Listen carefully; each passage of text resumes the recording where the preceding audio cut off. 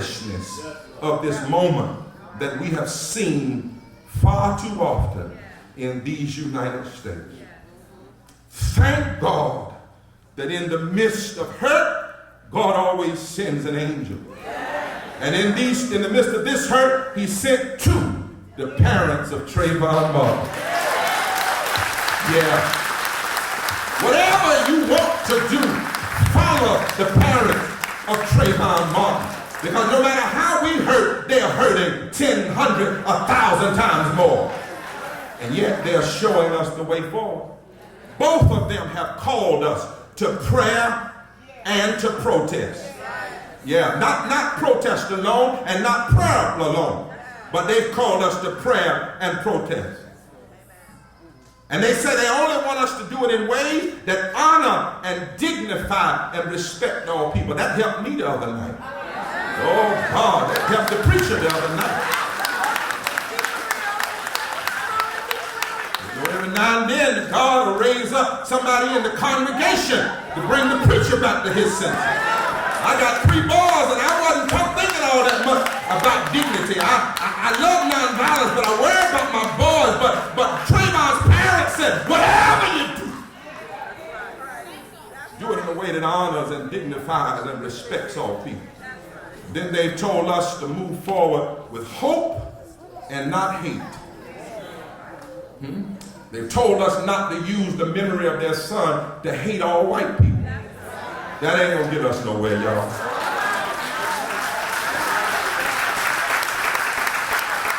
You gonna go around hating all white people, you're gonna have to hate me, because I'm part white, part Tuscarora Indian, and part black. This is a moment bigger than just for Black America. This is a moment for America, our whole world. We want everybody to believe that believes in justice to come on now. It's your time to stand up. You can't hate every law enforcement officer. Huh?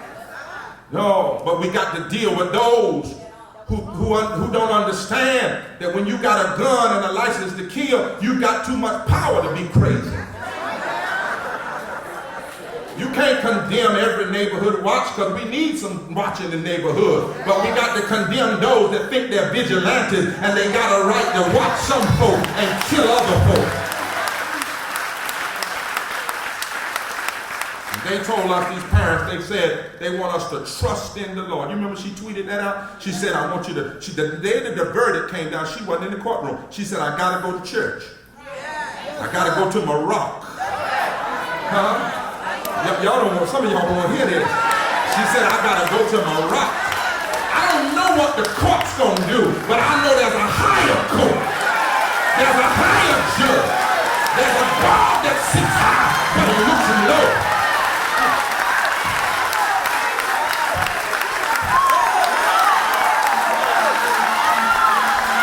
This ain't no time to walk away from your faith. This ain't no time to walk away from what brought us over. I'm glad God said go to Moore's Park, but then come on down here to the church, because it was our faith that got us over in sin. It was our faith that brought us through danger seen and unseen. It was our faith when the oppressor was beating us down that somebody said, up above my head I hear music in the air. There must be a God somewhere. It was our faith that made our foreparents say, before I be a slave, I'll be buried in my grave and go home to be with my Lord.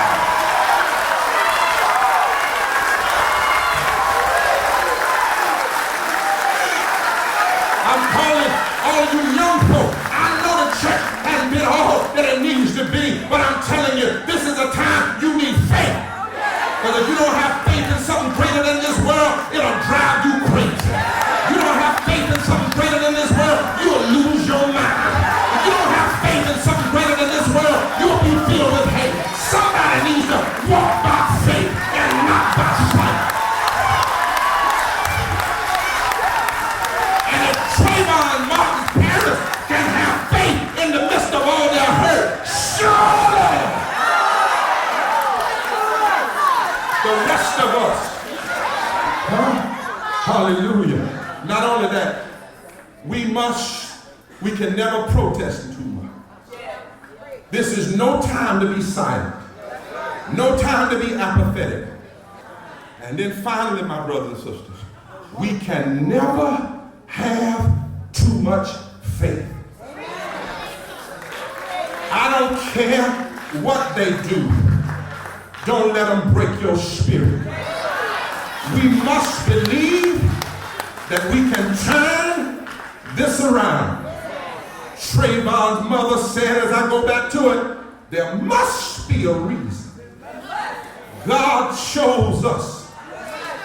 And if you don't know how to hear that, you'll think that what she was saying is that God killed her son. No, that's not what she's saying.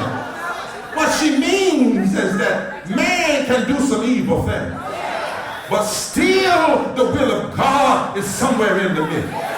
And what she meant by it was she was talking faith. In other words, she was saying, I've got to believe that somehow all things work together for good to them that love the Lord and have been called according to his purpose. I've got to believe that if you kill a righteous man on Friday, resurrection can still come Sunday morning. I've got to believe that there's a God that can bring life out of death. I've got to believe that if God be for us, it doesn't matter if the whole world is against us. I've got to believe that yea, though I walk through the valley of the shadow of death, thou art with me. Thy rod and thy staff, they comfort me. Surely goodness and mercy shall follow me all the day of my life.